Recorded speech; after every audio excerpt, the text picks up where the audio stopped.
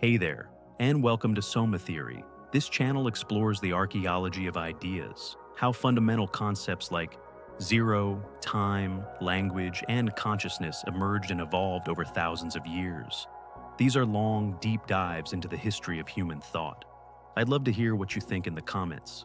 What ideas should we explore next? What keeps your mind wandering late at night? All right, let's get started. Tonight, we're tracing the 5,000-year journey to answer one question. What is nothing? What is nothing? It's a strange question, isn't it?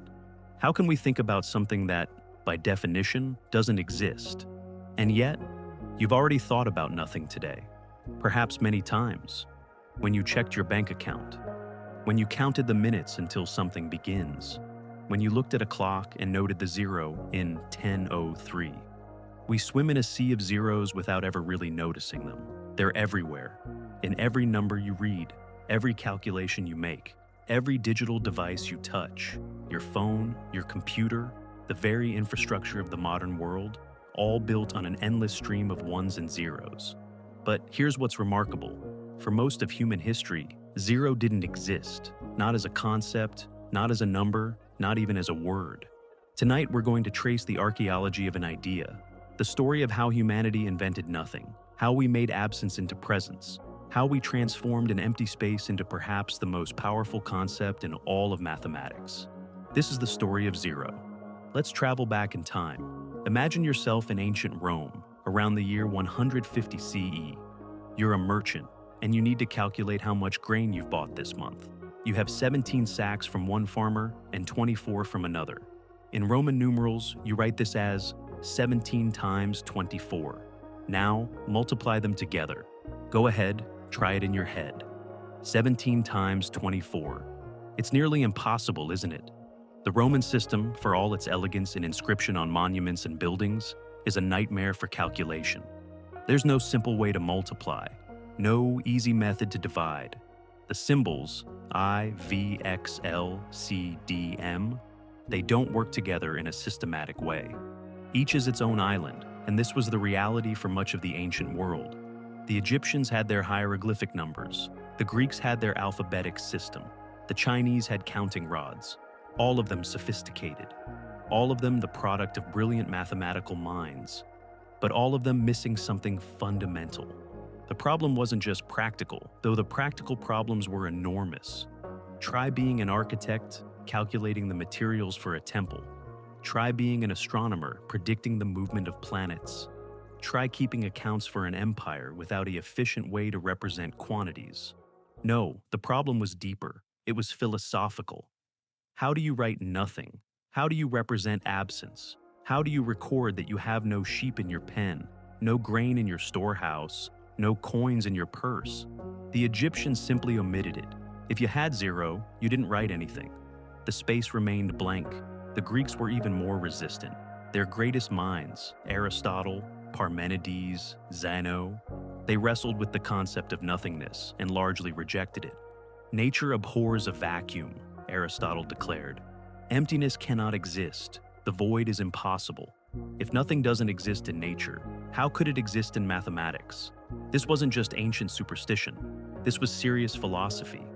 If you have zero apples, do you have anything at all? Is zero a quantity? Can nothing be something? These questions plagued thinkers for centuries, and without answers, mathematics remained limited, trapped, unable to reach its full potential. Think about what we take for granted, our decimal system, the way we can write any number, no matter how large, using just 10 symbols, 1, 2, 3, 4, 5, 6, 7, 8, 9, and 0. The difference between 15 and 150 and 1,500 is all about that zero, about position, about place value. Without zero, this elegant system collapses. You're back to inventing new symbols for every magnitude, like the Romans did. New symbols for 5, for 10, for 50, for 100, for 500, for 1,000. It's exhausting just thinking about it. So there stood humanity, brilliant and creative, building civilizations, erecting pyramids, writing epic poetry, developing complex laws and social systems, but unable to reliably multiply large numbers, unable to develop advanced mathematics, unable to do so much of what we now consider basic arithmetic, all because of a missing nothing. Why should we care about the history of zero? It's just a number, isn't it? Just a circular symbol we learned in childhood and never thought about again. But zero is so much more than that. Zero is the foundation of our place value number system, the reason we can write any number efficiently. It's the identity element of addition. Add zero to anything, and it remains unchanged. It's the additive inverse that makes negative numbers possible. It's the boundary between positive and negative, between something and its opposite. Without zero, there is no algebra. No concept of equations like x plus 5 equals 0. No ability to solve for unknowns in any systematic way. Without zero, there is no calculus. Newton and Leibniz built their revolutionary mathematics on the concept of limits approaching zero, on infinitesimal quantities that are almost, but not quite, nothing. Calculus, which describes change and motion, which underpins all of physics and engineering, which put humans on the moon, impossible without zero. Without zero, there is no modern computing, no binary code, no digital revolution. Every computer, every smartphone, every piece of modern technology operates on a foundation of ones and zeros, presence and absence, on and off. The digital age is built on nothing. But more than its mathematical power, zero represents something profound about human consciousness. It represents our ability to conceive of absence, to give form to formlessness, to make the invisible visible. When humans invented zero, we didn't discover something that was already there. We created it. We took a philosophical concept, nothingness, emptiness, the void, and we made it into a tool. We gave it structure. We made it follow rules. We made it work for us. And that invention happened not once, but multiple times, in different parts of the world, in different eras, by different civilizations who never had contact with each other. The Babylonians approached it. The Indians achieved it. The Mayans, half a world away, invented it independently. And through the Islamic Golden Age, it spread to Europe, where it transformed the Renaissance and the scientific revolution. This is a story of human ingenuity, of our species' relentless drive to understand and quantify the world around us. It's a story of cultural exchange, of ideas flowing along trade routes, of knowledge transcending borders and religions and languages. It's also a story of resistance, of how revolutionary ideas face skepticism and fear, of how something that seems obvious in hindsight was once considered dangerous, heretical, or simply impossible. Tonight, we're going to follow zero from its earliest inklings in ancient Mesopotamia through its full flowering in classical India, to its parallel invention in the Mayan civilization, through its transmission via the Islamic world, and into its reluctant acceptance in medieval Europe. We'll see how it transformed from a simple placeholder into the most sophisticated mathematical concept. We'll explore the philosophy, the culture, the individuals who wrestled with nothingness and won.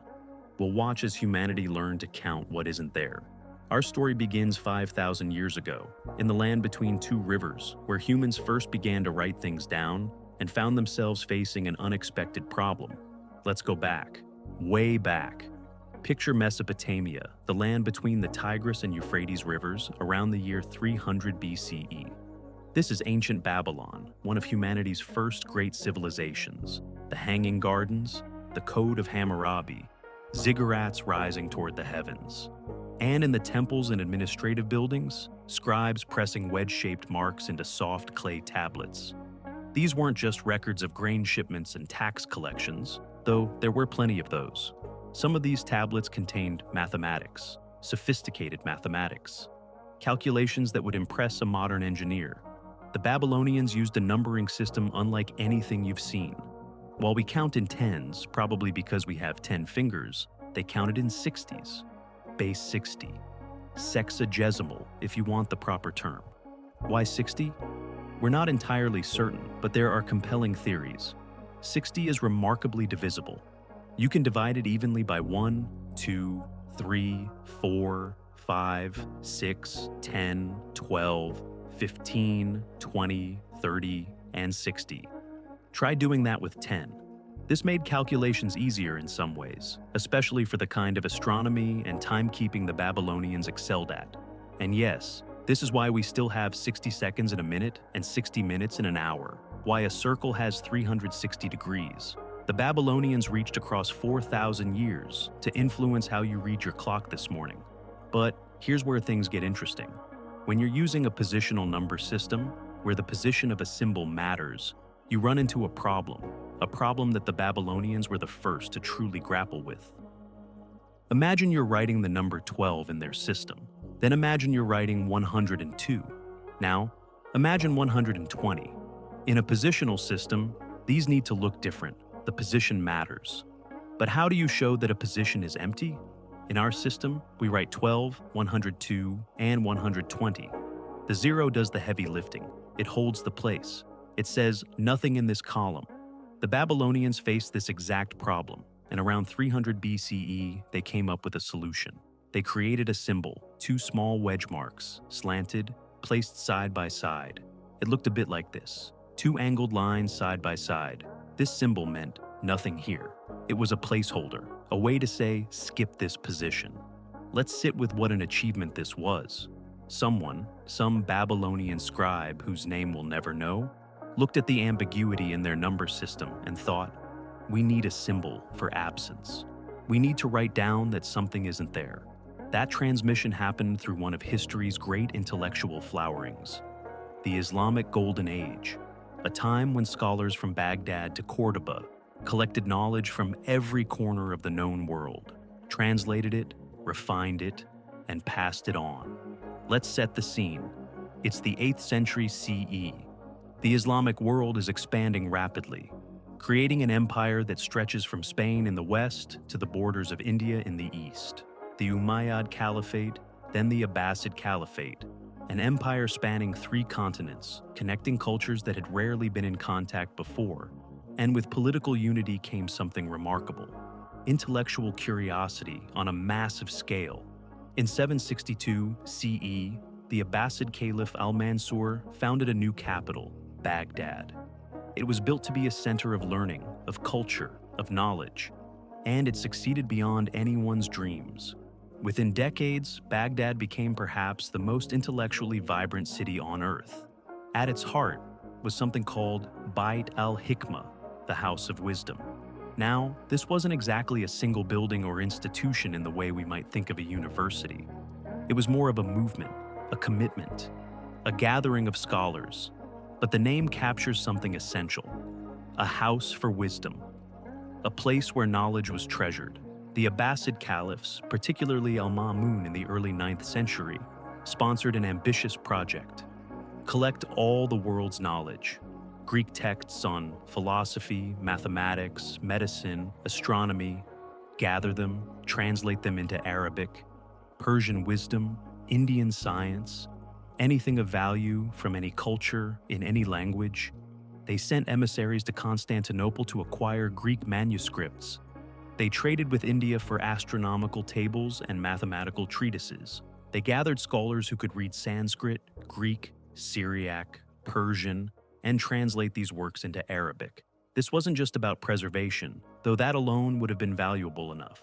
This was about synthesis, about bringing together knowledge from different traditions, comparing them, finding what was most useful, most true, most elegant. And in this great gathering of knowledge, Indian mathematics, including 0, arrived in Baghdad. Imagine being a scholar in this environment.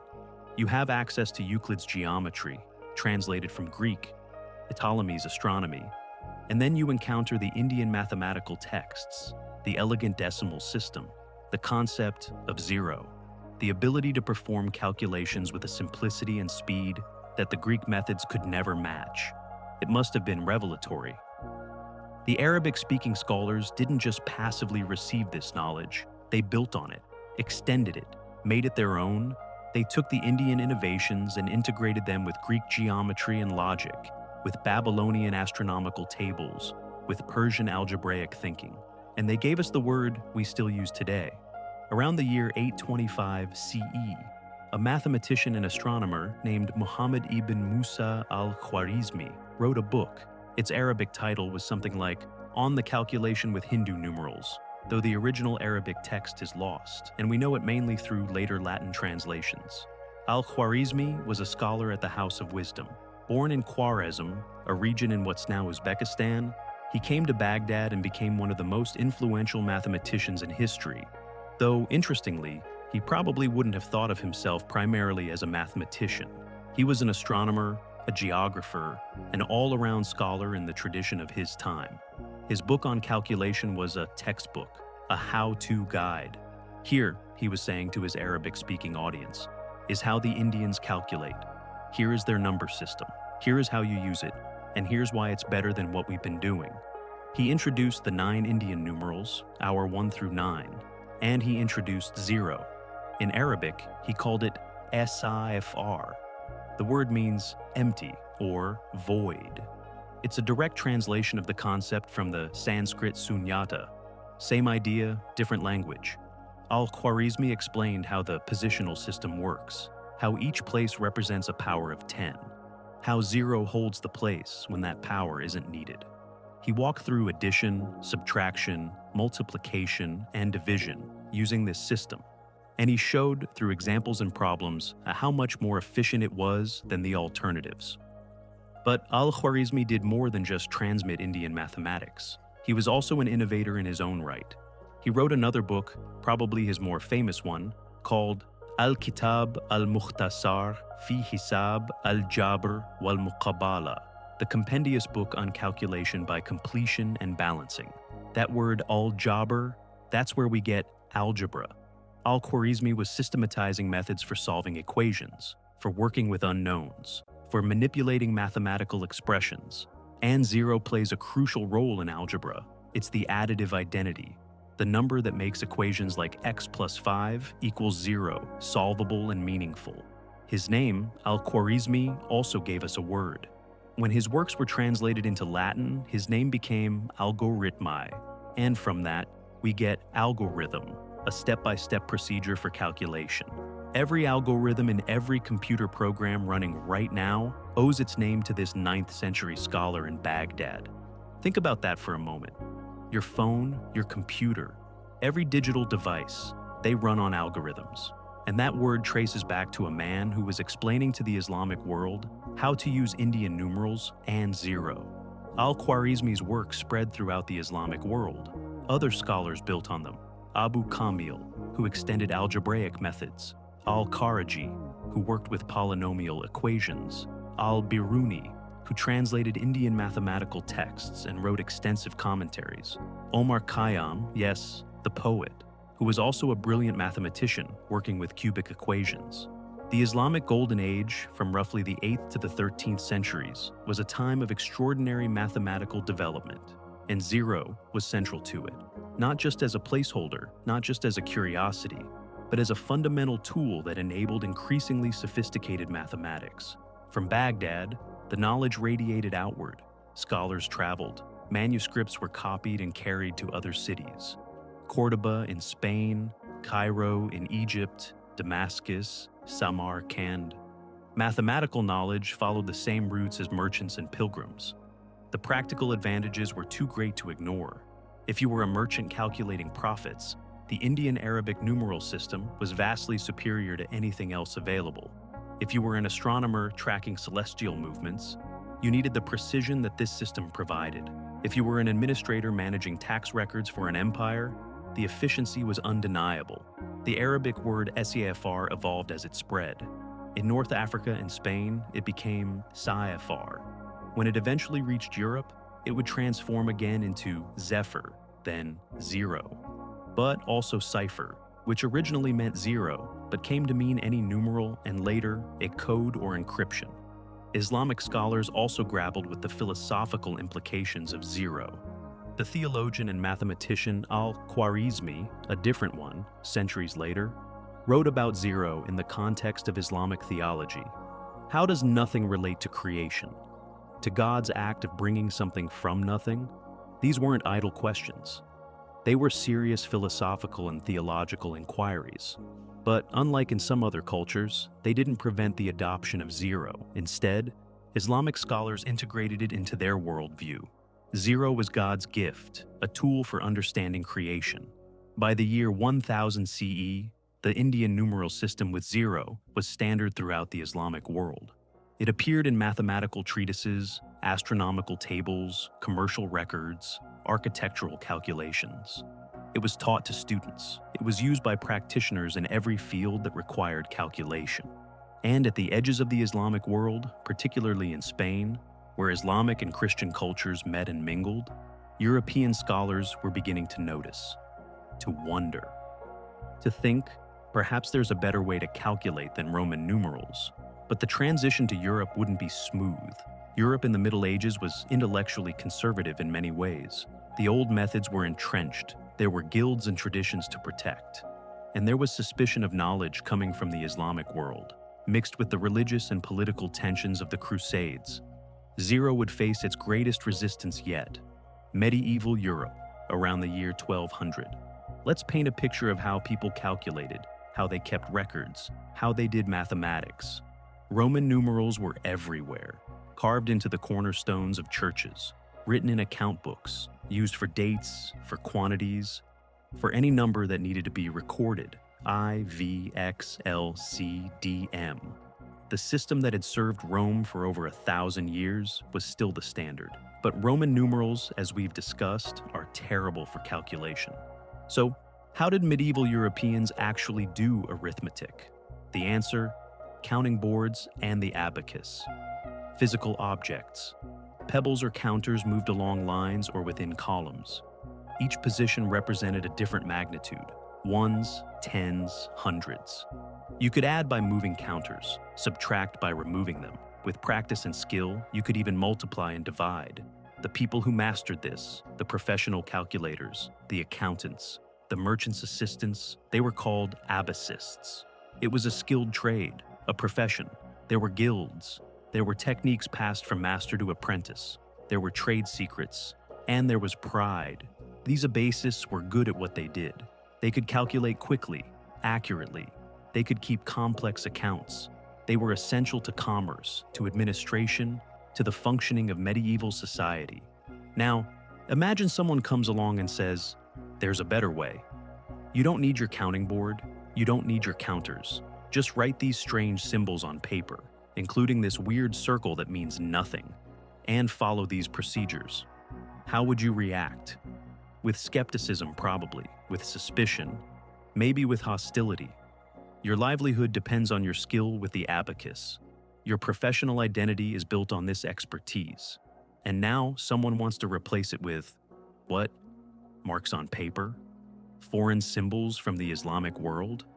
This was the resistance 0 faced in Europe. Not just philosophical resistance, though there was that too, but economic resistance, social resistance.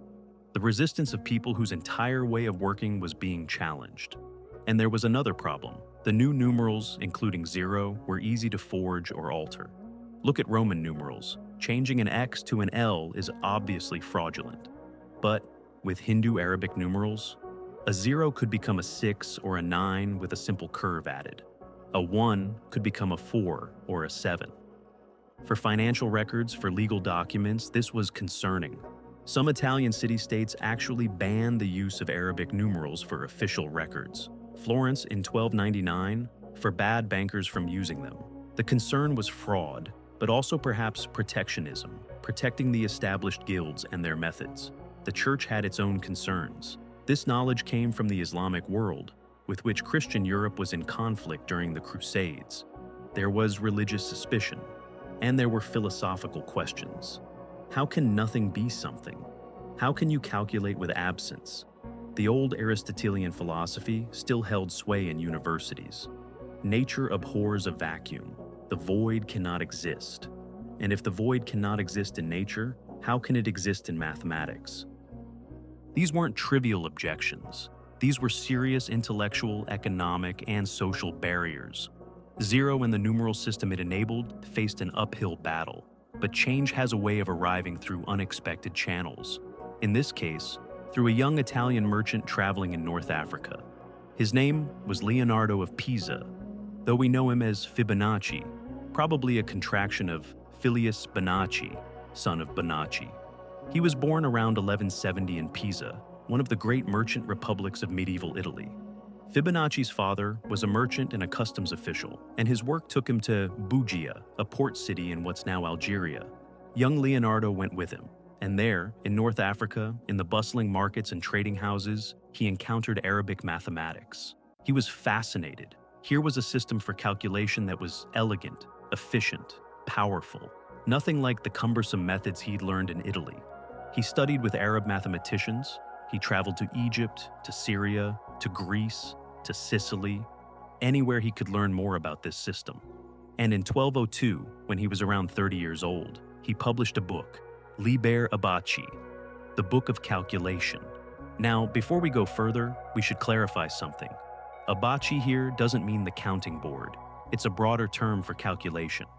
Fibonacci wasn't defending the old methods, he was revolutionizing them. Liber Abaci is a remarkable document. It's a comprehensive textbook on how to calculate using Hindu-Arabic numerals. But it's not dry or abstract. It's packed with practical problems. Problems that merchants would actually encounter. How do you convert between different currencies? How do you calculate profit on a voyage? How do you figure out compound interest? How do you split profits among partners? How do you calculate the amount of grain in a pile of a particular shape? Fibonacci worked through hundreds of these problems, showing how the new system made everything easier, faster, more reliable. And yes, he used zero. He called it Zephyrum, from the Arabic SAFR. He explained how it holds place value, how you calculate with it, how it makes the entire system work. Let me share how he introduced it. He wrote in Latin, "The 9 Indian figures are 9, 8, 7, 6, 5, 4, 3, 2, 1. With these 9 figures and with the sign 0, which the Arabs call Zephyr, any number whatsoever is written. Simple, direct, revolutionary." He went on to demonstrate the superiority of this system. He showed multiplication and division that would be nightmarishly difficult with Roman numerals, but straightforward with Hindu-Arabic numerals. He solved complex commercial problems with an elegance that must have astounded his readers. And sprinkled throughout the book were these problems that became famous. The rabbit problem, for instance, which leads to what we now call the Fibonacci sequence. 1, 1, 2, 3, 5, 8, 13, 21. Each number the sum of the previous 2. This sequence appears throughout nature, in flower petals, in spiral shells, in the branching of trees. Fibonacci didn't invent it, but his problem brought it to European attention. But more important than any individual problem was the overall message. Here is a better way. Here is a system that works. Here is the future of mathematics and commerce. The book was influential. It circulated among scholars and merchants. People began to adopt the new methods, slowly, gradually, but adoption wasn't universal. It wasn't immediate. The Abbasists pushed back. They argued that their methods were proven, traditional, trustworthy, that the new numerals were foreign, suspicious, prone to fraud. They had powerful allies in the guilds and in some city governments. A debate emerged, lasting for centuries. Abbasists versus algorists. The old guard versus the new. Those who calculated with counters versus those who calculated with written numerals. And gradually, over generations, the algorists won. Not through force, not through decree, but through demonstrated superiority. Because when you're a merchant calculating profits, or a banker tracking accounts, or a navigator plotting a course, or an engineer designing a building, the Hindu-Arabic numerals with 0 simply work better. By the 1400s, the new system was common in Italy, especially in the commercial cities. By the 1500s, it was spreading across Europe. By the 1600s, it was becoming standard. But that transition took 400 years, 4 centuries of resistance, skepticism, gradual acceptance. While merchants and mathematicians were debating calculation methods, philosophers and theologians were wrestling with deeper questions. What is 0, really? How does it fit into our understanding of existence, of God, of reality? The medieval university curriculum was based on Aristotelian philosophy, and Aristotle had been clear. The void cannot exist. Ex nihilo nihil fit. From nothing, nothing comes. Nature abhors a vacuum. But the Christian creation story said something different. God created the world ex nihilo, from nothing. Before creation there was nothing, and from that nothing God brought forth everything. So, which is it? Can nothing exist or not? Is zero a representation of the void that cannot be? Or is it a representation of the pre-creation nothingness from which God made the world? These weren't abstract questions for medieval scholars. They were trying to reconcile Greek philosophy with Christian theology, and zero sat uncomfortably at that intersection. Some theologians argued that zero represented the state before creation, the infinite potential from which God drew the universe. In this view, zero wasn't nothing, it was everything in potential, the unmanifest awaiting manifestation. Others were less comfortable. If you could write zero, calculate with zero, manipulate zero mathematically, didn't that suggest that nothingness had some kind of existence? Didn't that undermine the uniqueness of God's creation from nothing? And there were practical theological concerns. The church calculated Easter using complex tables. If you adopted the new numeral system, would it affect these calculations? Would it somehow disrupt the sacred calendar? These concerns seem strange to us now, but they were real at the time. Mathematics wasn't seen as separate from philosophy and theology. It was all part of understanding God's creation. Gradually, though, the theological objections faded, not because they were definitively answered, but because zero proved too useful to reject. The universities began teaching the new numerals. Scholars incorporated zero into their mathematics without feeling they were committing heresy. There's a famous woodcut from 1503 by Gregor Reich called Margarita Philosophica. It shows a woman representing arithmetic presiding over a contest. On one side, an abacist using a counting board. On the other, an algorist using Hindu-Arabic numerals. The algorist is clearly winning. The message is clear. The future belongs to the new methods. By the time of the Renaissance, the 1400s and 1500s, zero and the numeral system were becoming standard in European mathematics. Leonardo da Vinci used them. Albrecht Dürer used them. The great artists and engineers of the Renaissance, they all calculated with Hindu-Arabic numerals. And as mathematics advanced, as algebra developed, as calculus was invented, zero became not just accepted, but essential. You couldn't develop these fields without it. The resistance had crumbled, zero had won, not through philosophical arguments ultimately, but through practical demonstration of its power. Europe, the last major civilization to adopt zero, had finally embraced it, and in doing so, had unlocked the mathematical revolution that would lead to modern science, to the Enlightenment, to the scientific and industrial revolutions. All of that, built on a foundation that included a symbol meaning nothing.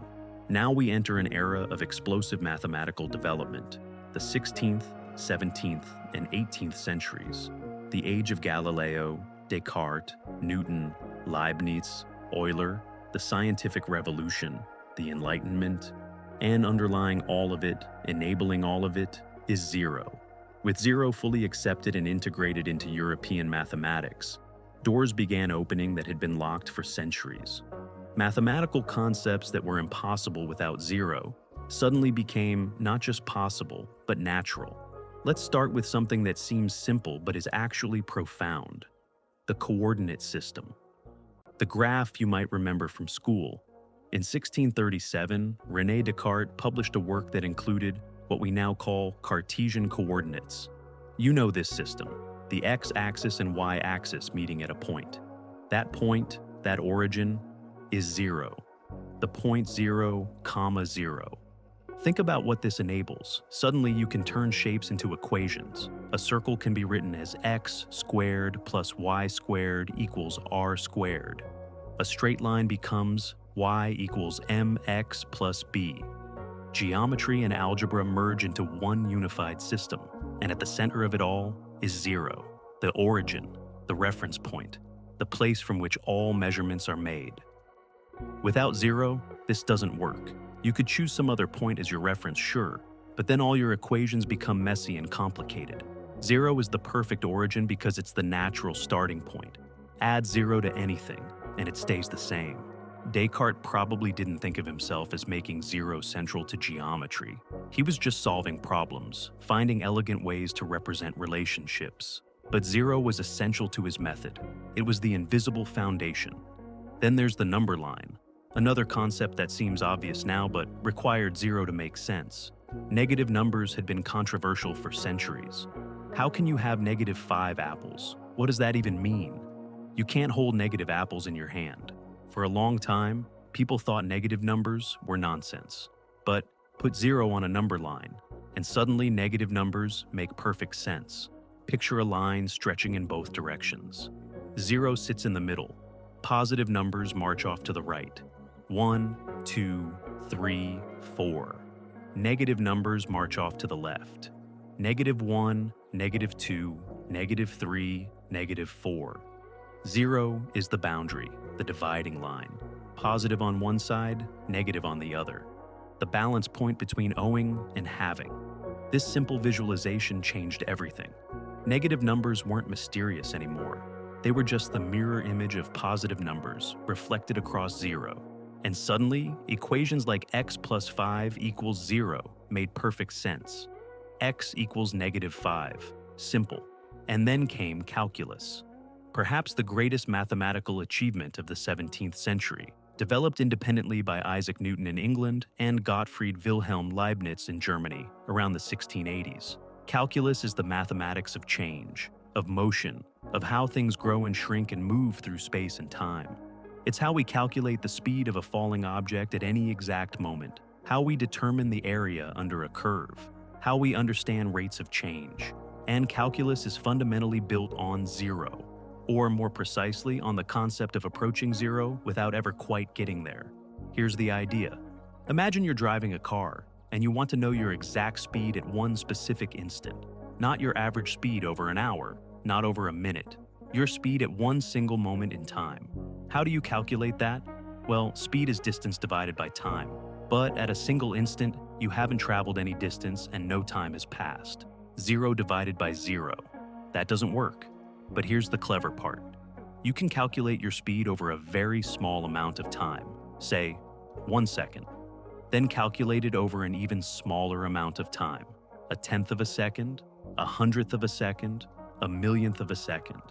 As that time interval gets smaller and smaller, approaching 0, your average speed over that interval gets closer and closer to your actual speed at that instant. You're taking a limit as something approaches 0. This is what calculus does. It works with quantities that get infinitely small, approaching 0, but never quite reaching it. These tiny quantities have a fancy name, infinitesimals. They're not 0, but they're smaller than any number you can actually write down. This idea made philosophers uncomfortable when it was first introduced. Bishop Berkeley, an Irish philosopher, called infinitesimals the ghosts of departed quantities. How can something be smaller than any number but still not be 0? It seemed like cheating, like mathematical sleight of hand. But it worked. Calculus could predict how planets move, how cannonballs fly, how fluids flow. It was unreasonably good at describing the real world. Later, mathematicians cleaned up the logic and made it more rigorous. But the core insight remained. 0 is not just a destination. It's something you can approach, a limit, a boundary. And in that approach, in that movement towards 0, lies incredible mathematical power. But let's return to an old question, one that's haunted mathematics since Brahmagupta in the 7th century. What happens when you divide by 0? Remember Brahmagupta? He tried to create rules for every operation with 0. Addition, subtraction, multiplication. But division by 0 gave him trouble. He said it creates a fraction with 0 as the denominator, which was his way of admitting he didn't really know what to do with it. Medieval and Renaissance mathematicians struggled with it too. Some of them thought dividing by 0 gives infinity. Their reasoning went like this. If you divide 10 by 2, you get 5. Divide 10 by 1, you get 10. Divide 10 by 0.5, you get 20. Notice the pattern? As the divisor gets smaller, the answer gets bigger. So if you divide by 0, which is the smallest possible number, shouldn't you get infinity, which is the biggest possible result? It sounds logical, but it creates problems, big problems. If 10 divided by 0 equals infinity, then 20 divided by 0 should also equal infinity, right? But if both equal infinity, that means 10 divided by 0 equals 20 divided by 0, which would mean 10 equals 20, which is obviously wrong. Or think about it another way. If 10 divided by 0 equals infinity, then 0 times infinity should equal 10. But if 20 divided by 0 also equals infinity, then 0 times infinity should equal 20. So 0 times infinity equals both 10 and 20 at the same time? That's a contradiction. The problem goes even deeper. Division is really just asking a question. When we say 10 divided by 2 equals 5, we're asking, what number, when multiplied by 2, gives us 10? The answer is 5, because 5 times 2 equals 10. So, when we ask what's 10 divided by 0, we're asking what number, when multiplied by 0, gives us 10. And here's the problem. Anything multiplied by 0 gives 0. Always, not 10. 0. So there is no number that works. The question has no answer. What about 0 divided by 0? That asks, what number, when multiplied by 0, gives 0? And now we have the opposite problem. Every number works. 5 times 0 equals 0. 1,000,000 times 0 equals 0. Any number you pick works. So 0 divided by 0 could be anything, or everything, or nothing. The modern mathematical answer is simple and honest. Division by 0 is undefined. We don't give it a value. It's not infinity. It's not 0. It's not anything. The operation simply doesn't make sense within the rules of arithmetic. This might feel like giving up, like admitting defeat, but it's actually a profound insight. Not every question has an answer. Not every operation can be performed. Mathematics has boundaries, and recognizing those boundaries is as important as exploring what's inside them. Now, in calculus, mathematicians found clever ways to work around this. They don't actually divide by 0. Instead, they look at what happens as you approach 0. What value does an expression get close to as the denominator gets smaller and smaller? Sometimes that question has a meaningful answer. Sometimes it doesn't. But you're never actually dividing by 0. You're always staying just slightly away from it. 0 remains special, problematic. Even after thousands of years, even after being fully integrated into mathematics, 0 still has edges. Places where it breaks the usual rules. Where you have to be careful, think precisely, recognize limits. And that's part of what makes 0 profound. It's not just another number like 3 or 17. It's the boundary, the edge case, the exception to the rule. As mathematics developed in the 19th and 20th centuries, 0 took on new roles, new meanings. Let's start with something called set theory. A set is just a collection of things. You could have a set of numbers, like the set containing 1, 2, and 3, or a set of colors, or a set of anything, really. But what about a set with nothing in it? An empty set? A collection containing no elements? That's 0 in set theory. And remarkably, from this empty set, you can build all of mathematics, all numbers, all structures. Everything emerges from nothing. Here's how it works. The empty set is 0. A set containing the empty set is 1. A set containing 0 and 1 is 2. And you keep going, building up all the numbers purely from the concept of collections and the empty set. It's mind-bending when you first hear it. All of mathematics derived from nothing, from the formalized concept of emptiness. In computer science, 0 plays an even more visible role. Every piece of digital technology, every computer, every smartphone, every video game operates on binary code, 1s and 0s. That's it. Just 2 digits. A bit, the basic unit of information in a computer, has 2 states. We call them 0 and 1, off and on, false and true, no voltage and voltage. Your computer's memory right now contains millions, probably billions of zeros. Each one represents an off state, an absence of voltage. And yet, arranged in the right patterns, these 0s and 1s create everything digital. Text, images, video, sound, calculations, artificial intelligence. It's another version of something from nothing, the entire digital world built on the interplay of absence and presence, 0 and 1. In physics, 0 appears everywhere. Absolute 0 is the coldest possible temperature. negative 273.15 degrees Celsius.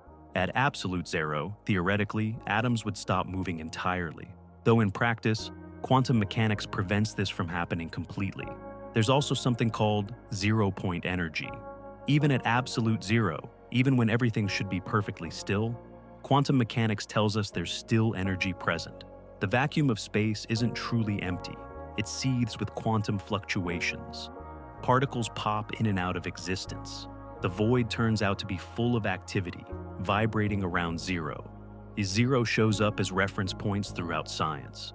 The ground state of an atom, the rest frame in relativity, equilibrium in chemistry, the baseline from which everything else is measured. And this brings us full circle to that opening question we asked at the very beginning. What is nothing? Zero forces us to confront this question again and again. In every branch of mathematics, in physics, in computer science, in philosophy. And every time we think we've answered it, zero reveals another layer of complexity. Nothing turns out to be something. Absence has presence. The void is productive. Zero is both a number and a concept, a placeholder and a quantity, an ending and a beginning, the simplest idea and the most profound. Humanity's journey to zero, from Babylonian placeholders to Indian sunyata to Arabic CFR to European zero, is a journey into abstraction, into the recognition that mathematics isn't just about counting physical objects. It's about patterns, structures, relationships. And sometimes the most important structure is the empty space, the absence that defines everything around it, the nothing that makes something possible. Let's bring our journey into the present, into the world you inhabit right now, the world of smartphones and computers and digital technology. And at the heart of all of it, once again, is zero. Every digital device you use operates on binary code, ones and zeros. That's it. Just two states, on and off, present and absent, something and nothing. Think about that for a moment. The device you're listening to this on right now, whether it's a phone or a computer or a tablet, every single operation it's performing, every calculation, every pixel on the screen, every sound in your headphones, all of it is built from patterns of ones and zeros. Your phone's processor is executing billions of operations per second, and each operation is fundamentally about manipulating ones and zeros, adding them, comparing them, moving them, storing them, retrieving them. The memory in your device right now contains millions, probably billions of zeros, each one representing an off state, a zero voltage, an absence of electrical charge. And yet, arranged in specific patterns, these zeros and ones encode everything: text, images, video, music, applications, your messages, your photos, your memories. From nothing, in a very literal sense, everything digital emerges. This goes back to the mathematician George Boole in the 1800s. He developed what we now call Boolean algebra, a system of logic that reduces everything to true or false, one or zero. His work was purely theoretical at the time, abstract mathematics with no obvious practical application. But a century later, Claude Shannon, an American engineer, realized that Boolean algebra could be applied to electrical circuits. A switch that's on is 1, a switch that's off is 0, and you could build logic gates, circuits that perform Boolean operations. And gates, or gates, not gates.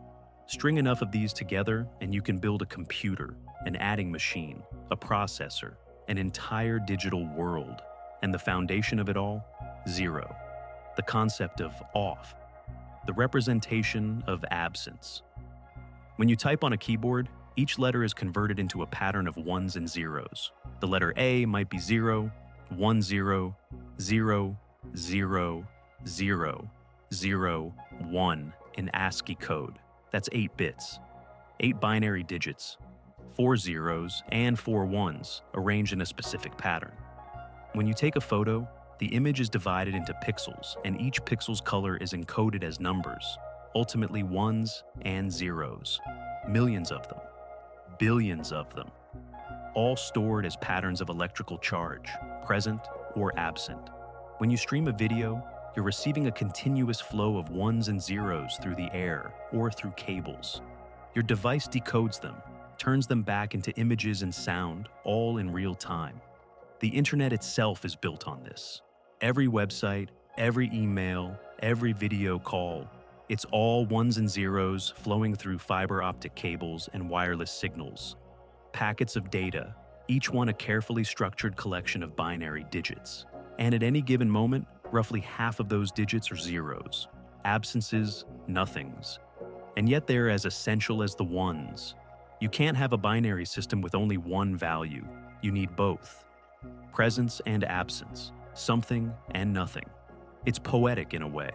The entire digital revolution, everything that defines the 21st century, the information age, the connected world, it all rests on the interplay of something and nothing, one and zero. The same zero that Brahmagupta systematized 1300 years ago. The same zero that the Maya carved into stone. The same zero that Indian philosophers contemplated. They couldn't have imagined smartphones or the internet, but they laid the conceptual groundwork. They made nothing into something, and from that, eventually, everything digital became possible. Zero appears throughout modern science, often marking boundaries, limits, or reference points from which everything else is measured. In physics, there's absolute zero, the coldest possible temperature, negative 273.15 degrees Celsius, or 0 Kelvin if you're using the Kelvin scale, which starts at absolute zero. At this temperature, theoretically, atomic motion would cease entirely. Everything would freeze into perfect stillness. Entropy would reach its minimum. The universe would achieve its lowest energy state. Except, quantum mechanics doesn't quite allow this. The Heisenberg uncertainty principle says that you can't know both the position and momentum of a particle with perfect precision. If atoms were perfectly still at absolute zero, you'd know both exactly, which means they can't be perfectly still. So even at absolute zero, there's still motion, still energy, what physicists call zero-point energy, the irreducible minimum, the energy that remains when everything else has been taken away. It's another instance of zero being more complicated than it seems. Even at the zero of temperature, there's still something happening. The void isn't quite empty. Speaking of voids, the vacuum of space, we often call it empty. Nothing there. But quantum field theory tells us that even empty space isn't really empty. It's filled with quantum fluctuations, virtual particles popping in and out of existence. The quantum vacuum is a seething foam of activity at scales too small to observe directly. The energy density of this vacuum, the amount of energy in empty space, is one of the biggest unsolved problems in physics. Theory predicts a value. Observation gives a different value. They differ by about 120 orders of magnitude. It's called the cosmological constant problem, and it's deeply embarrassing to physicists. But the point is, even nothing, even zero, even empty space turns out to be something. The more closely we look, the less empty the void becomes. In chemistry and physics, zero appears as reference points, ground state, the lowest energy level of an atom. That's the zero from which excited states are measured. Standard temperature and pressure, the reference conditions. Sea level, the 0 point of altitude. In astronomy, there are conventions about where zero is. Zero right ascension on the celestial sphere, the vernal equinox, the point where the sun crosses the celestial equator. That's the 0 point from which we measure positions of stars. These zeros are arbitrary in one sense. We could choose different reference points, but once chosen, they provide the framework for all other measurements. Zero marks the origin, the coordinate system's center. In mathematics and physics, zeros of functions are incredibly important, points where a function equals zero. These often mark boundaries, transitions, special cases. The zeros of the Riemann zeta function, for instance, are connected to the distribution of prime numbers. The Riemann hypothesis, one of the most famous unsolved problems in mathematics, is a conjecture about where these zeros lie. Finding where things equal zero, solving equations by setting them equal to zero. This is a fundamental technique throughout mathematics and science. Equilibrium in physics is when forces sum to zero. Optimization in calculus often involves finding where a derivative equals zero. Zero marks the balance point, the transition. the boundary between positive and negative, between increasing and decreasing, between one state and another. In statistics, the null hypothesis, the assumption of no effect, no difference, no relationship. You test against this zero hypothesis. If your data differs enough from what you'd expect if the null hypothesis were true, if it differs enough from zero effect, then you reject the null hypothesis. Scientific progress often involves showing that something is not zero, that there is an effect, a difference, a relationship. But you always start from zero, from the assumption of nothing, and you measure how far away from nothing you are. Ground zero, the origin point of something, often something catastrophic. The term originally came from the Manhattan Project, the 0 point on the ground below a nuclear explosion, later used for the World Trade Center site. A zero that marks a beginning, often a tragic one. Patient zero, the first identified case in an outbreak, the origin from which an epidemic spreads. Not necessarily the actual first case, but the first known, the first documented. The index case, the 0 point, 0 hour, the moment when something begins, particularly a military operation. H hour, D-Day, the 0 moment, the instant when everything changes. In all these cases, 0 marks a boundary, a transition, a beginning, an end, a reference point, a place of significance not because of what it contains, but because of what it defines. 0 continues to be, in the modern world as in the ancient, the pivot around which everything else turns, the absence that gives meaning to presence, the nothing that makes something possible. We've traveled a long road together, from ancient Babylon to classical India, from the jungles of Mesoamerica to the House of Wisdom in Baghdad, from medieval Europe to the modern digital world, following a single idea across 5,000 years of human history, the idea of nothing. We began in Mesopotamia around 300 BCE with Babylonian scribes who needed a way to mark an empty position in their number system. They created a placeholder, 2 small wedge marks in clay. Not quite 0, but the first step. An acknowledgement that absence needed representation.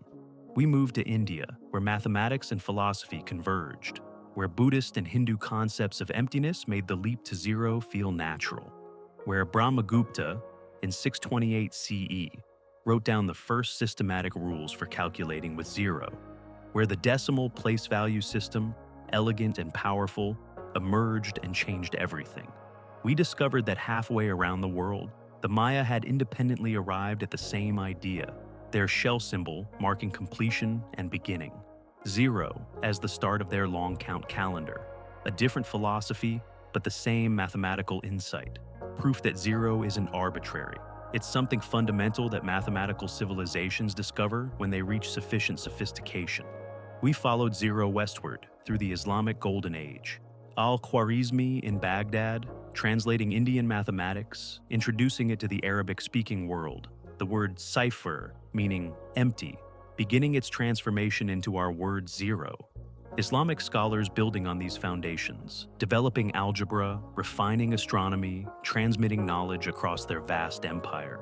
We saw 0's struggle in medieval Europe, the resistance of the Abbasists, the theological concerns, the practical worries about fraud, and we saw Fibonacci, that young merchant from Pisa, bringing back knowledge from North Africa, his Liber Abaci demonstrating the power of the new system, the slow, centuries-long acceptance, the final victory of the algorists. We explored how 0 enabled the mathematical revolution. Coordinate systems with 0 at the origin. The number line with 0 as the boundary between positive and negative. Calculus built on limits approaching 0. The digital age constructed from ones and zeros. All of modern science using 0 as reference point and tool. And we contemplated the deeper meaning. 0 as a window into human consciousness. Our unique ability to think about absence, to give form to emptiness, to make nothing into something. So what does this journey teach us? What can we learn from humanity's long struggle to grasp the concept of nothing? First, that revolutionary ideas often face resistance. 0 wasn't immediately embraced anywhere. Even in cultures philosophically comfortable with emptiness, it took time to develop the mathematical concept. In cultures less comfortable, the resistance lasted centuries. Why? Because zero challenges our intuitions. It forces us to think differently, to accept that nothing can be something, that absence can participate in operations alongside presence, that the void has structure. Revolutionary ideas always do this.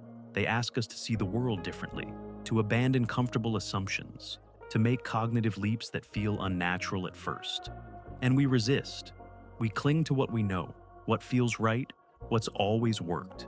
But eventually, if the idea is powerful enough, if it works, if it solves problems and opens new possibilities, resistance crumbles.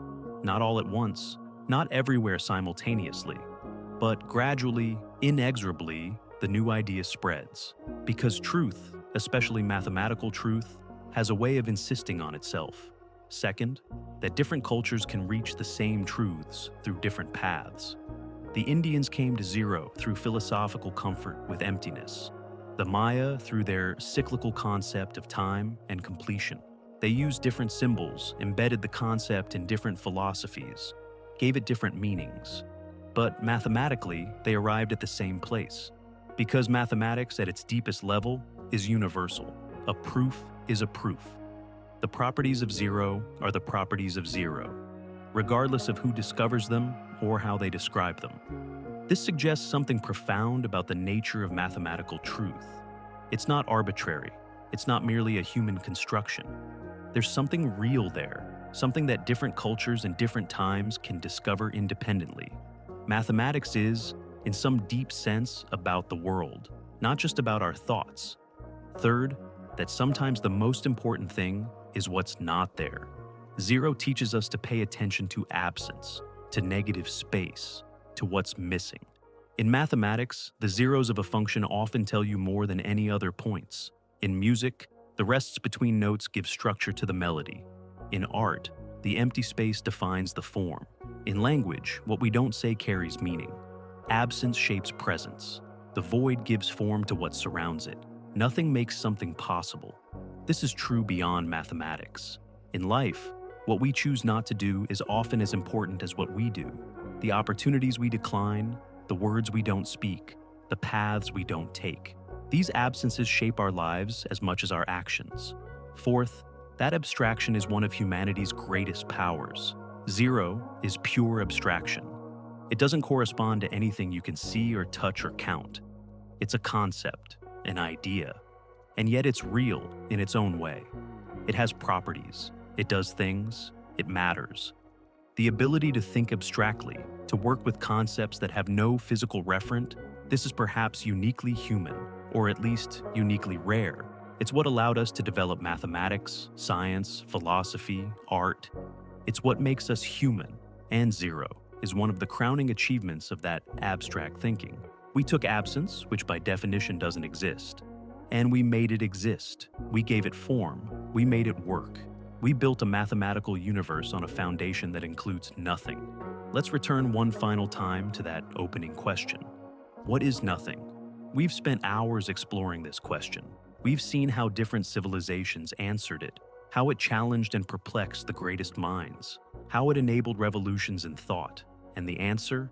Nothing is something. Absence is a form of presence. The void is productive. Zero is both no thing and something. It's a number that means no quantity, a symbol for what's not there, a concept that exists by not existing. It's a paradox. And we've learned to live with that paradox, to embrace it, to make it work for us. This is what makes zero so beautiful, so profound. It sits at the boundary between existence and non-existence, between something and nothing, between being and non-being.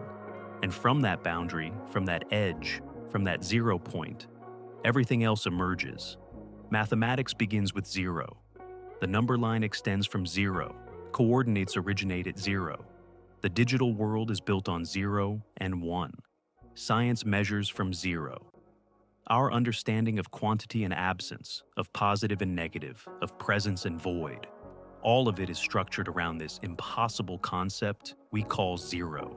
Humanity's journey to zero is a journey into abstraction, into the recognition that mathematics isn't just about counting sheep or measuring land or calculating grain. It's about patterns, structures, relationships, ideas that exist in a realm beyond the physical. And sometimes the most powerful idea is the one that represents nothing at all. From zero, everything begins. From nothing, something emerges. From the void, a universe of mathematical truth. The Babylonians marked an empty space. The Indians contemplated emptiness. The Maya carved completion. The Islamic scholars transmitted knowledge. The Europeans finally accepted. And the modern world built a digital civilization, all following the same thread, all pursuing the same impossible idea, all learning slowly, gradually, across centuries and continents to count what isn't there. Thank you for taking this journey with me, from something to nothing and back again, from zero to everything. Essie profound. That's the seed of zero. If you could hold one of these clay tablets, and some survive, you can see them in museums, at Yale's Babylonian collection, at the British Museum. You'd see cuneiform mathematics that looks surprisingly modern in structure, positional notation, sophisticated calculations, astronomical tables predicting planetary positions. And there, nestled between other symbols, you'd see it. The double wedge, the placeholder. But here's the thing. Here's what keeps the Babylonian symbol from being true zero. They only used it between other digits. If you had the number 60, which in their base 60 system would be 10, they'd write the 1 symbol in the larger position and then nothing. Just empty space. Or sometimes they'd use the placeholder, but inconsistently. They never put it at the end of numbers. They never used it alone. They never performed arithmetic with it. You couldn't write, "I have 0 sheep." You couldn't calculate 5 plus 0 equals 5. The placeholder was just that, a placeholder, a typographical convenience. Not a number that could stand on its own, not a quantity, not a concept. So, why didn't the Babylonians take that final step? Why didn't they turn their placeholder into R0? Part of it was mathematical. They didn't need to. Their placeholder solved the immediate problem, distinguishing between numbers that might otherwise look the same. For the calculations they needed to do, for the astronomy and accounting that concerned them, it was enough. But part of it was deeper, philosophical, conceptual. Think about what it means to make nothing into something, to take absence and give it presence, to say that 0 is a number, just like 1 or 5 or 60. Numbers in the ancient mind were about counting things. 1 sheep, 2 sheep, 5 sheep. Numbers represented quantities that existed in the world. They were concrete, real, tangible. But 0? 0 sheep means no sheep. And if there are no sheep, why are you counting? What are you quantifying? It's like trying to count the number of dragons in this room. The answer isn't 0. The answer is the question doesn't make sense because dragons aren't here. That was the intuition. If nothing is there, you don't count it. You simply note its absence and move on. The Egyptians felt this way too. Their hieroglyphic number system was sophisticated. They could write numbers in the millions. But when they had nothing, they wrote nothing. Literally. The space remained blank. If a quantity was absent, you simply didn't represent it. The Chinese, with their counting rods, used empty spaces on their counting boards. The absence of a rod meant 0. But again, it was absence itself doing the work, not a symbol for absence. You see the pattern? Humanity kept circling around 0, kept bumping up against the need for it, kept finding workarounds. But actually making it into a number?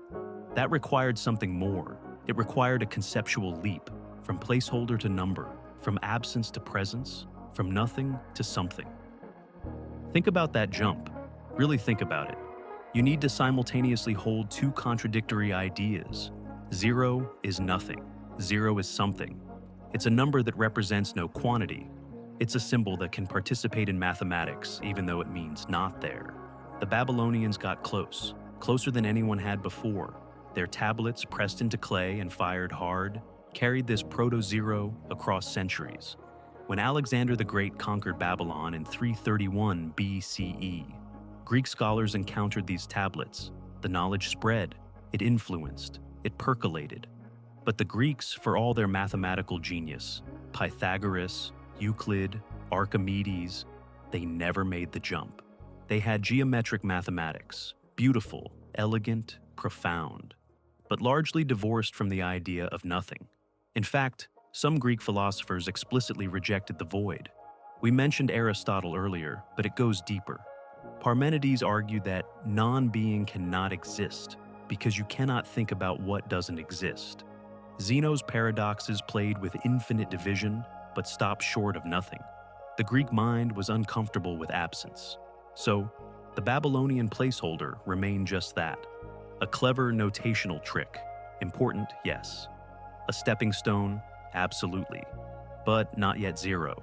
What was needed was a culture that could embrace emptiness, that could see nothingness not as something to avoid, but as something profound, something real in its own way. That culture was developing over 1,000 miles to the east. Time passes, empires rise and fall. The great library of Alexandria burns. Rome conquers the Mediterranean. The Silk Road opens, connecting east and west. And along these trade routes, more than silk and spices travel. Ideas travel. Mathematical concepts travel. Astronomical tables travel. Imagine these routes. Caravans moving slowly across deserts and mountains. Merchants from Persia, India, China, the Mediterranean, all meeting in great trading cities, Samarkand, Bukhara, Taxila. In bazaars and caravans arise, they don't just exchange goods, they exchange knowledge. A Persian merchant might mention how the Babylonians wrote numbers. An Indian scholar might compare it to their own systems. A Chinese astronomer might share calculations. Ideas cross-pollinate, hybridize, evolve. By the 5th century CE, mathematical knowledge from Mesopotamia, Greece, and elsewhere has found its way to India. Indian mathematicians are aware of positional number systems. They're aware of the placeholder concept. They're building on these foundations. But they're bringing something unique to the table, something the Babylonians didn't have, something the Greeks actively resisted, a philosophy that embraced the void. In Hindu cosmology, creation emerges from nothing and returns to nothing in endless cycles.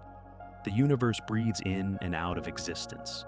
Shiva dances the world into being and then destroys it, only for it to begin again. Nothing isn't frightening, it's fundamental.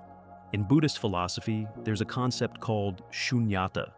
It's often translated as emptiness or voidness, though those English words don't quite capture it. It's the idea that things lack inherent, independent existence. That form is emptiness, and emptiness is form.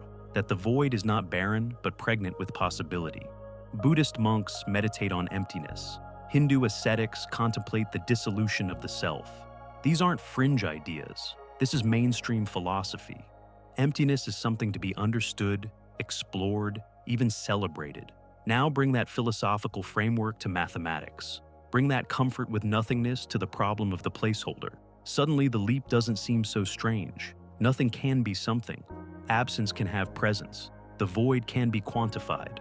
In the great centers of learning, in classical India, in Ujjain, in Nalanda, in temples and monasteries scattered across the subcontinent, mathematicians and astronomers are about to do something revolutionary. They're about to invent zero, not as a placeholder, as a number. We're in India now, classical India, the Gupta Empire and the centuries that followed, roughly 400 to 700 CE, though the story extends beyond these dates. This is an era of remarkable intellectual flourishing. Universities like Nalanda attract scholars from across Asia. Thousands of students study philosophy, medicine, astronomy, and mathematics. The great epics, the Mahabharata, the Ramayana, are being refined into their final forms. Temple complexes rise across the subcontinent, their architecture requiring sophisticated mathematical calculations. And threading through all of this, there's a philosophical comfort with concepts that other cultures found troubling. Let's talk about shunyata for a moment, that Sanskrit word we mentioned. Shunya. It means empty, void, blank, absent. But it's not a negative emptiness, not a frightening void. In Buddhist philosophy, shunyata is the recognition that things don't have fixed independent existence, that everything is connected, flowing, impermanent. Think about a wave in the ocean. Is the wave a separate thing from the ocean? Where does the wave end and the ocean begin? When the wave crashes on the shore, did something die? Or did it simply return to what it always was? The wave is both real, you can see it, surf on it, and empty of independent existence. This kind of thinking permeated Indian intellectual life. Hindu philosophy had similar concepts, the universe emerging from and dissolving back into the cosmic void. Brahman, the ultimate reality, described as beyond existence and non-existence. Meditation practices that explore the dissolution of the self, the experience of pure awareness without content. Now, you might be thinking, what does mystical philosophy have to do with mathematics? Everything, as it turns out. Because when you're comfortable with emptiness as a concept, when you can hold paradoxes in your mind without discomfort, then the idea of zero as a number becomes less strange. Nothing can be something. Absence can have presence. The void can be counted. Indian astronomers needed precise mathematics. They were tracking planetary movements, predicting eclipses, creating calendars. They needed to perform calculations that stretched across enormous time scales and vast distances. The old systems, counting boards, fingers, pebbles, weren't sufficient. They needed a number system that was efficient, flexible, powerful. And they were willing to embrace concepts that others found troubling. In Sanskrit texts on astronomy and mathematics, you start seeing words for zero appear. Shunya, yes, but also kaya, which meant sky or space. Akasha for ether or void. Ananta, suggesting infinite emptiness. Multiple words, all circling around the same concept. A meaningful absence. These weren't just placeholder symbols. These were words that appeared in mathematical operations, in calculations, in rules and algorithms. Zero was being discussed, described, used. It was becoming a number. And then, in the year 628 CE, a mathematician named Brahmagupta wrote something extraordinary. Brahmagupta lived and worked in Ujjain in central India. Ujjain was one of the great intellectual centers of the age, known especially for its observatory and astronomical work. It sat on the prime meridian of Indian geography, longitude zero, you might say, though that terminology came later. Brahmagupta was the head of the astronomical observatory there. He was calculating planetary positions, eclipse predictions, the movements of celestial bodies, and he needed mathematics that could handle the complexity of what he was observing. So he wrote a text called Brahmasfuta Siddhanta. Try saying that a few times. It translates roughly as the correctly established doctrine of Brahma, or the opening of the universe. It's an astronomical treatise, but it contains something revolutionary, an entire chapter on mathematics. And within that chapter, explicit rules for working with zero. Let me share some of what Brahmagupta wrote. Now, these are translations, and Sanskrit mathematical texts are terse and poetic in ways that make translation tricky. But the meaning is clear. He says, the sum of zero and a positive number is positive.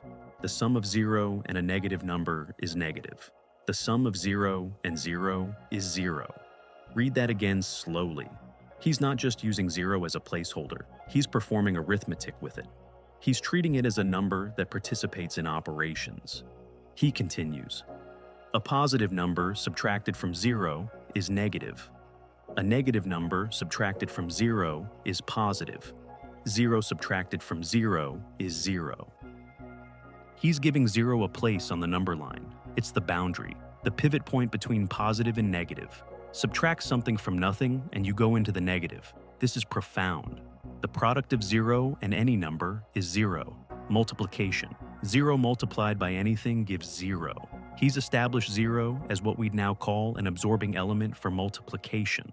Zero divided by zero is zero. A positive or negative number divided by zero has zero as denominator. Here's where things get interesting. That last statement is, well, it's wrong by our modern understanding. Division by zero doesn't give you a number with zero as denominator. It's undefined, meaningless. It breaks mathematics. But appreciate what Brahmagupta is doing. He's wrestling with the hardest case. He's trying to extend his rules to cover everything. He recognizes that dividing by zero is special, problematic. He gives an answer, even if it's not the answer we'd give now. He's doing something no one before him had done. He's treating zero systematically. He's creating a complete arithmetic that includes zero as a full participant. Think about what this enables. Suddenly, equations like x plus 5 equals 0 make sense. You can solve them. X equals -5. The equation isn't nonsensical. It has an answer. You can work with positive and negative numbers in a unified system, with 0 as the natural boundary between them. You can develop algebra. The word algebra comes later, from Arabic, but the foundations are being laid here. Brahmagupta isn't just calculating with 0, he's also solving equations, working with unknowns, developing systematic methods. Other Indian mathematicians built on this. Bhaskara I, who wrote a commentary on Brahmagupta's work just a few decades later. Bhaskara II in the 12th century, who further refined these ideas. Aryabhata, slightly earlier, who may have influenced Brahmagupta, a whole tradition of mathematical thought developing over centuries. And here's what's remarkable. This wasn't hidden knowledge. This wasn't locked away in some monastery. Indian mathematical and astronomical texts traveled. They spread along those same trade routes we mentioned, to Southeast Asia, to Persia, to the Islamic world. The ideas were too useful not to spread, but Brahmagupta's rules for zero were only part of the revolution. The other part was the number system itself.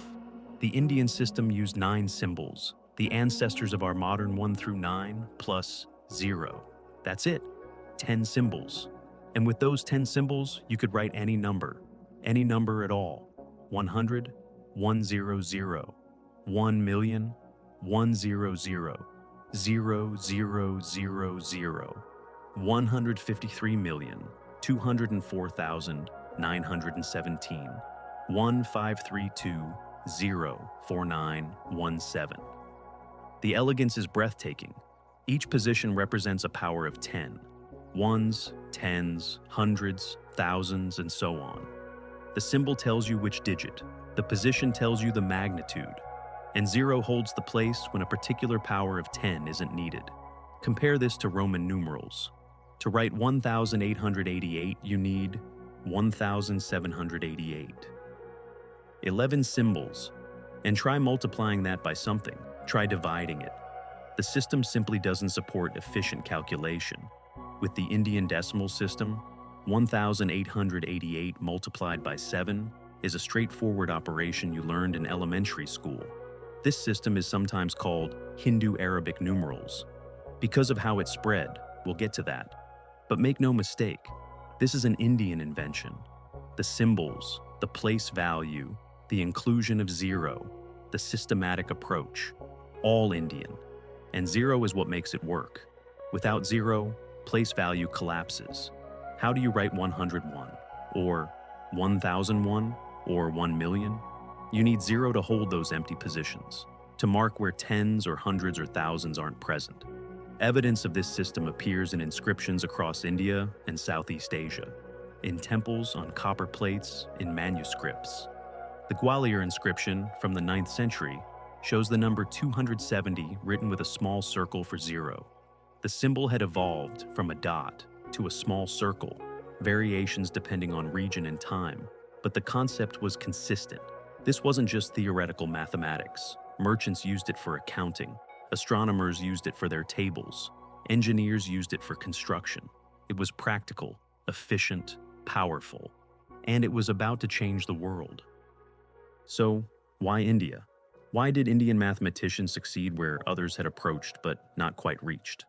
There's no single answer. History is messy. Causality is complex. But we can identify some factors. The philosophical comfort with emptiness certainly helped. When your meditation practice involves contemplating the void, making the void into a number isn't such a strange leap. The practical need drove innovation. Indian astronomy was sophisticated and demanding. You needed better tools to track the heavens with the precision they were achieving. The intellectual environment was right. Centers of learning where scholars could focus on pure thought. Patronage from rulers who valued knowledge. A tradition of writing things down and preserving them. And perhaps there's something else. A willingness to abstract, to move from the concrete to the conceptual, to say, Let's not just count sheep or calculate grain. Let's develop a universal system that works for any quantity, any calculation. Indian mathematicians didn't just invent zero, they invented a complete mathematical framework, one that was so elegant, so powerful, so obviously superior to what came before, that it couldn't help but spread, and spread it did. Along trade routes, through conquest, via translation, the knowledge moved west toward Persia, toward the Islamic world, and there it would encounter another great civilization at its intellectual peak. But before we go there, we need to make a remarkable detour. Because while Indian mathematicians were perfecting zero in the 6th and 7th centuries CE, half a world away, another civilization was inventing the exact same thing, completely independently. Now we cross an ocean. We leave the ancient world of Asia and travel to Mesoamerica, to the dense jungles of what is now Guatemala, Honduras, Belize, and southern Mexico. To a civilization that flourished while Rome was falling, while the Gupta Empire rose and declined, while Brahmagupta was writing his astronomical treatises. The Maya. We need to pause here and appreciate something extraordinary. The Americas were isolated from the Old World. There were no trade routes connecting India to Mesoamerica, no caravans carrying mathematical ideas across the Pacific, no scholars exchanging astronomical tables. The two civilizations had no contact, none whatsoever. And yet, the Maya invented zero. Not a placeholder like the Babylonians. A full number. A mathematical concept that could participate in calculations. They invented it independently, without any knowledge that Indian mathematicians had done the same thing half a world away. This tells us something profound. Zero isn't just a clever trick that one culture stumbled upon. It's not an arbitrary invention. It's something fundamental. When civilizations become mathematically sophisticated enough, when they need to track time across vast spans, when they need to calculate and predict and record, they encounter the need for zero. They bump up against the same problem. And if the conditions are right, they arrive at the same solution. The Maya reached those conditions. They built a civilization of remarkable sophistication. Cities with populations in the tens of thousands. Pyramids and temples that still stand today, reclaimed by jungle. A writing system. One of only a handful of fully developed writing systems in human history. Art, agriculture, astronomy, mathematics. And like the Indians, like the Babylonians before them, they needed to count, they needed to record, they needed to calculate. Especially, they needed to track time. The Maya were obsessed with time. And when I say obsessed, I mean it in the most literal sense. Time was sacred, cyclical, infinite. Every moment was part of vast, interlocking cycles, days, months, years, great cycles spanning thousands of years.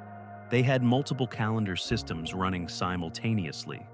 The Tzolk'in, a 260-day sacred calendar. The Hab, a 365-day solar calendar. And the long count, which tracked days from a mythological creation date, corresponding to August 11th, 3114 BCE in our calendar. The long count is where zero becomes essential. Because you're tracking days not across years, but across millennia, you need a positional system. You need a way to record enormous numbers efficiently. The Maya used a base 20 number system, vigesimal, probably because humans have 20 digits total, 10 fingers and 10 toes. Their system used combinations of dots and bars. A dot was 1, a bar was 5, so 3 dots and 2 bars would be 13. But what about 0? What about when you need to record that a particular position in your long count has no value? The Maya created a symbol. It looked like a shell, specifically a cross-section of a conch shell or a similar mollusk, sometimes stylized, sometimes quite realistic, depending on the artist and the context, but unmistakably a shell. This wasn't arbitrary. In Mayan cosmology, shells were associated with completion, with cycles ending and beginning, with the liminal space between one state and another. The shell represented the end that is also a beginning, the nothing that is also everything waiting to happen. Perfect symbolism for zero. You can see this symbol in Mayan inscriptions all over Mesoamerica, carved into stone stelae, tall monuments commemorating dates and events, painted in codices, bark paper books, most of which were tragically burned by Spanish conquistadors and priests, but a few survive. Inscribed on temple walls, on pottery, on jade ornaments. And the Maya used it mathematically, not just as decoration, as a functioning number. Let's look at how they wrote dates in the long count. They used 5 positions. Baktuns, 144,000 days. Keatuns, 7,200 days. Tuns, 360 days. Winals, 20 days. And Kiines, 1 day. Each position could hold a number from 0 to 19. A date might be written 9, 16, 0, 0, 0. That's 9 Baktuns, 16 Kaatuns, 0 tons, 0 winals, 0 Kiins. Those zeros are doing real mathematical work. They're holding place value. They're indicating that those positions are empty while others are filled. And the Maya could calculate with these dates. They could add time periods, predict future dates, track cycles. The mathematics required was sophisticated, and 0 was essential to making it work. But it's not just in the long count that we see Mayan 0. It appears in multiplication tables found at some sites, in astronomical calculations tracking the movements of Venus, which the Maya observed with remarkable precision, in architectural measurements and proportions. The shell symbol was a number. It meant 0. It meant nothing. It meant completion. It meant the space between breaths, the moment between cycles, the pause that is also pregnant with potential. Now, the Mayan 0 is philosophically different from the Indian 0, even though mathematically they serve the same function. And that difference is fascinating. The Indian Shunya comes from a philosophy of emptiness, of void, of absence. It's about recognizing that things lack inherent existence. The void is empty. The Mayan shell comes from a philosophy of cycles, of completion, of endings that are also beginnings. The 0 is not empty. It's full of potential. It's the moment before the calendar rolls over, the completion of one cycle and the start of another. Think about how we count down to an event. 3, 2, 1, 0. Liftoff. 0 isn't nothing. It's the moment everything begins. That's closer to the Mayan conception. In Mayan creation mythology, time itself begins at 0, 0, 0, 0, 0 in the long count. That's not nothingness. That's the moment of creation. The gods are fashioning the world, creating humans, setting everything in motion.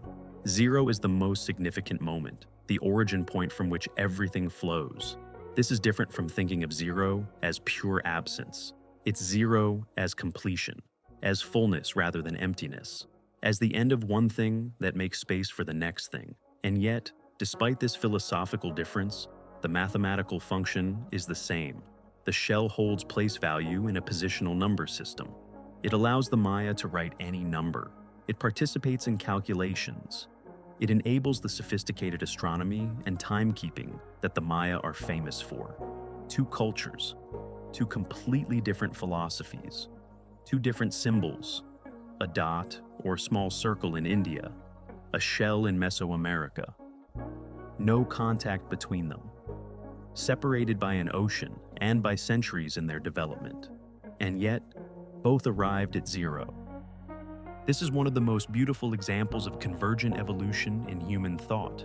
When cultures reach a certain level of mathematical sophistication, when they grapple with similar problems, tracking time, recording large numbers, performing complex calculations, they find similar solutions. 0 isn't just an invention, it's a discovery. A mathematical necessity that reveals itself when you push far enough into abstract thought. The Maya discovered it. The Indians discovered it. The Babylonians came close. And each discovery was shaped by the culture that made it, given meaning and symbolism unique to that civilization. But fundamentally the same breakthrough. Humanity, in different times and places, learning to count what isn't there. Learning to make nothing into something. Learning to give form to absence. But our story isn't complete, because while the Maya were using 0 in the jungles of Mesoamerica, and the Indians had perfected it centuries earlier, most of the world still didn't have it. Europe was still using Roman numerals. The Islamic world was just beginning to hear about this strange idea from India. 0 still needed to spread, to be transmitted, to be adopted by civilizations who desperately needed it but didn't know it yet. Thanks for joining me on this journey through the history of zero. I hope you learned something new, or at least found some peace in the contemplation. Drop a comment and let me know what idea we should explore next. Until then, take care.